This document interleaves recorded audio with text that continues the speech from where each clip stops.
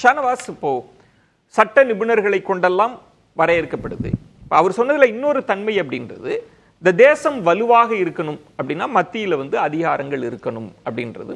அப்படிதான் சூழல் உருவாக்கப்படுது, அதிகாரங்கள் குவிக்கப்படுது. இப்ப என்ன கோரிக்கை வருதுன்னா, திரும்பவும் இந்த அதிகாரங்கள்லாம் பரவலாக்குங்க, எங்க கையில கொடுங்க அப்படின்னு. ரெண்டு விஷயம் சொல்றாங்க. இது திசை திருப்புற அரசியல். திமுக மத்தியில் அதிகாரத்தில் இருந்தபோது அதை கேட்டிருக்கணும். ஏன் ஒத்திசைவு பட்டியலில் இருந்ததை யூபிஏ கவர்மெண்ட்லேயே மாநில பட்டியலுக்கு கொண்டு வந்திருக்கணும். அப்பெல்லாம் இவங்க கேட்கல, இப்ப கேட்கறாங்கன்ற ஒன்றும். அப்படி அதிகாரத்தெல்லாம் கொடுப்பதையே அவங்க பாஜக எப்படி ரெஸ்பாண்ட் பண்றாங்கன்னா, அது பிரிவினைவாதம், இது கிட்டத்தட்ட தனித்தமிழ்நாடு கோரிக்கை மாதிரி இழுத்து கொண்டு வருவாங்க அப்படின்றத எப்படி எடுத்துக்கிறது? அதாவது பாஜக பிரிவினையை நம்ம நெருக்கடி நிலையை எதிர்த்தது. நெருக்கடி நிலையை எதிர்க்கும் போது நெருக்கடி நிலையில் கொண்டு வரப்பட்ட எல்லா விஷயங்களையும் எதிர்க்கிறாங்கன்னு அர்த்தம். குறிப்பிட்ட சில விஷயங்களை மட்டும் எதிர்க்கிறோம், மீதி எல்லாம் ஆதரிக்கிறோங்கிறது எதிர்ப்பு நிலைப்பாடு கிடையாது. அன்னைக்கு எப்படி திமுக நெருக்கடி நிலை எதிர்த்ததோ அப்படி பிஜேபி எதிர்த்தது. அன்னைக்கு எப்படி கலைஞர் ஒரு மிகப்பெரிய நெருக்கடி நிலையை எதிர்த்து ஐக்கானா இருந்தாரோ அப்படி வாஜ்பாயும் இருந்தார். அப்போ இவர்களால் எதிர்க்கப்பட்ட ஒன்று காங்கிரஸால் கொண்டு வரப்பட்ட ஒன்று. அந்த காங்கிரஸ் இன்னைக்கு காலம் கனிந்து நம்முடைய கோரிக்கை ஆதரிக்குது. ஆனா நெருக்கடி நிலை எதிர்த்த பிஜேபி நம்முடைய கோரிக்கை எதிர்க்கிறாங்க.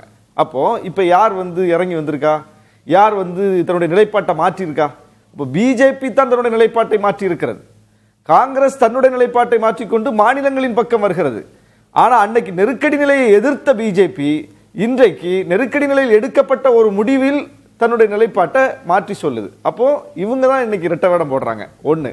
ரெண்டாவது, இது இறையாண்மைக்கு எதிரானது, பிரிவினைவாதம் இதுல அடங்கி இருக்கு. அப்படின்னா எது அடங்கி இருக்கு? இப்போ மாநிலங்கள்ல கொடியேற்றும் போது ஆளுநர் மட்டுமே ஏற்றிக்கிட்டு இருக்கக்கூடாது, முதலமைச்சரும் ஏற்றணும் அப்படிங்கிற தேசிய கொடியேற்றும் உரிமையை பெற்றுக் கொடுத்தது மாநில சுயாட்சியினுடைய ஒரு அங்கம்னு சொல்றோமா இல்லையா?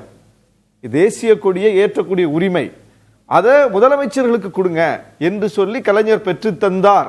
அதுவும் இந்த மாநில சுயாட்சியின் ஒரு அங்கம்னு சொல்றோம். அப்போ இது எப்படி பிரிவினையாகும்? தேசிய கொடியேற்றும் உரிமையை பெற்றது மாநில சுயாட்சியின் அங்கம்னு சொல்லக்கூடியது பிரிவினைவாதமா? அப்ப மாநில சுயாட்சினா என்ன? எதெல்லாம் ஒன்றிய அரசின் அதிகாரம்னு வரையறுத்திருக்கீங்களோ அதுல எல்லாம் மாநிலத்திற்கு என்று இருக்கக்கூடிய அதிகாரத்தை மாநிலத்துக்கு கொடுங்கன்னு சொல்றோம். அதிகாரத்தை பரவலாக்குறது பிரிவினைவாதம் கிடையாது. அதிகாரம் எல்லா மட்டத்துக்கும் போய் சேரணும்னு சொல்றதுதான் உண்மையான வலுவான ஒரு நாட்டை கட்டி எழுப்போம். ஒரு இடத்துல கொண்டு அதிகாரத்தை குவிக்கிறது தான் ஒரு மோசமான நிலைக்கு நாட்டை இட்டு போய் விடும். அதிகாரத்தை பரவலாக்குங்கன்னு சொல்றோம். அதிகாரம் பரவலானா அது நல்லது, நாட்டுக்கு நல்லது. ஏற்கனவே அப்படிப்பட்ட பவர் இருந்திருக்கு, இல்லாத ஒன்றை கேட்கல. கல்வி என்பது மாநில பட்டியலில் இருந்த ஒன்று. அப்ப அன்னைக்கு மாநில பட்டியலில் இருந்தது இந்த நாட்டை சீர்குலைச்சிருச்சா? மாநில பட்டியலில் இருந்த ஒன்று தானே அது. அப்ப பிரிவினைவாதமா? அன்னைக்கு இருக்கும்போது அது பிரிவினைவாதமா? மாநிலத்திற்கான அதிகாரமா இருந்த ஒரு விஷயத்தை சட்டப்படியும் எடுக்கல. அது நீங்க எமர்ஜென்சியில பிடுங்கப்பட்டிருக்கு, வழிப்பறி மாதிரி. அப்போ பிடுங்கினதுதான் தவறு, பிடுங்கினதுதான் இந்த நாட்டினுடைய ஒரு வலுவான தன்மைக்கு எதிரானது. இங்கிருந்து அதை பிடுங்கிட்டு போனதுதான் பிரிவினைவாதமை தவிர ஏற்கனவே இருந்தது இந்த நாட்டுக்கான ஒரு நல்ல விஷயம். அப்போ ஏற்கனவே இருந்த எக்ஸிஸ்டிங்ல இருந்த ஒரு நல்ல விஷயத்தை திரும்ப கேட்கிறோம். திரும்ப கேட்கும் போது அது எப்படி பிரிவினைவாதம்? ஆனா என்ன சொல்றாங்கன்னா, இப்ப இத டைம்ல எடுக்கிறது ஒரு திசை திருப்புற அரசியல். ஏன்னா இவங்க டெல்லியில அதிகாரத்துல இருந்தப்பெல்லாம் இதை பத்தி ஏன் பேசல அப்படின்னு கேட்கறத எப்படி எடுத்துக்கிறது? திமுக தோன்றின நாள்ல இருந்து அவங்க கொள்கை இதுதான். 75 ஆண்டு காலமா அவங்க பேசக்கூடிய கொள்கை இதுதான். அதுக்கப்புறம் இன்னைக்கு சட்டமன்றத்துல இந்த விஷயங்கள் வரும்போது பாஜக மட்டும்தான் வெளிநடப்பு பண்ணிருக்கு. எல்லா கட்சியும் இதை ஆதரிக்குது. இந்த கருத்துல இருந்து எங்களுக்கு முரண்பாடுன்னு ஒரு கட்சியை சொல்லுங்க தமிழ்நாட்டில், பிஜேபி தவிர. அப்ப எப்படி இது திமுக குள்ள கொண்டு சுருக்குவீங்க?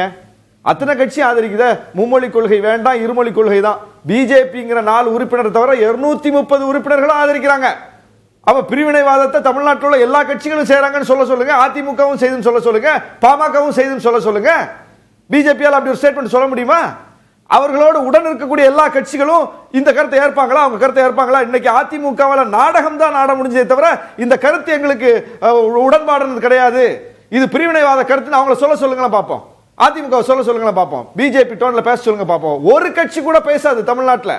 அப்ப இது தமிழ்நாட்டின் குரல்.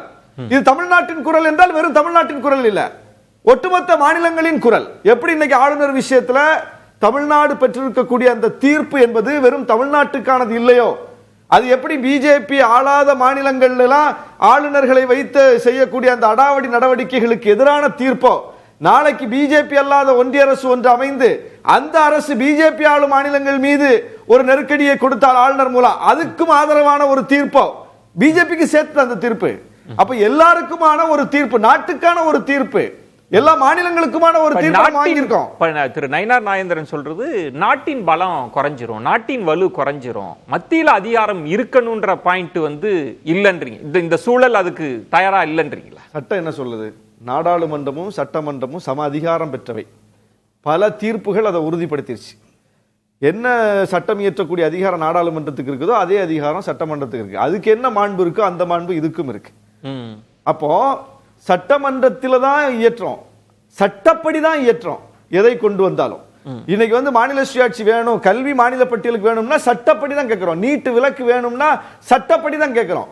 சட்டத்தை மீறல ஆளுநருடைய அதிகாரத்துல கால நிர்ணயம் வரையறை செய்யுங்க. ஆளுநர் இப்படி காலத்தாழ்வு செய்யறாரு, அதை என்னன்னு கேளுங்க, எங்க ஃபைல்லாம் போய் தேங்கி கிடக்கு, அதுக்கு ஒப்புதல் கொடுங்கன்னு சொல்லும்போது சட்டத்தை மீறியா சுப்ரீம் கோர்ட் ஒப்புதல் கொடுத்துச்சு, இல்ல சட்டத்தை மீறி செய்யுங்கன்னு நம்ம கேட்டோமா? சட்டத்துக்கு உட்பட்டு கேட்கிறோம். அப்போ சட்டத்துக்கு உட்பட்டு நம்ம கேட்டிருக்கிறோம். சட்ட மீறலை ஆளுநர் செய்திருக்கிறார், சட்டத்துக்கு உட்பட்டு தான் தமிழ்நாடு கவர்மெண்ட் போதுங்கிறத வச்சு பார்த்துதான், ஒப்பிட்டு பார்த்துதான் நீதிமன்றம் ஒரு தீர்ப்பை சொல்லி இருக்குது. ஏன்னா வேற வழி இல்ல, நீதிமன்றத்துக்கே வேற வழி கிடையாது. வேற என்ன சொல்ல முடியும்? ஆளுநர் செய்து சரின்னு சொல்ல முடியுமா? செந்தில் பாலாஜியை அமைச்சரவையில் இருந்து நீக்கினது சரின்னு சொல்ல முடியுமா? பொன்முடிக்கு பதவியேற்பு விழா செய்ய தாமதம் பண்ணது, அது செய்ய மாட்டேன்னு சொன்னது சரின்னு சொல்ல முடியுமா? ஆளுநர் உரையில இவர் விரும்பினதெல்லாம் வாசிச்சார, அதெல்லாம் சரின்னு உச்சநீதிமன்றம் சொல்ல முடியுமா? அதிகாரம் கிடையாது. அப்போ உச்சநீதிமன்றம் ஒன்றை பாக்குது, ரெண்டு கேஸ் ரெண்டு பேருக்குமான முரண்பாட்டில் ஒன்றை பாக்குது. ஸ்டேட் கவர்மெண்ட் எல்லாம் கரெக்டா பண்ணிருக்காங்க, எங்கேயுமே சட்டத்தை மீறல, சட்டத்துக்கு உட்பட்டு பண்ணிருக்காங்க. அவங்களுக்கு என்ன அதிகாரம் கொடுக்கப்பட்டிருக்கோ அந்த அதிகாரத்துக்கு உள்ள நின்னுதான் அவங்க இதை கேட்கறாங்கன்னு சொல்லும் போது அந்த தீர்ப்பு வந்திருக்கு. இதுதான் நாங்க சொல்றோம்.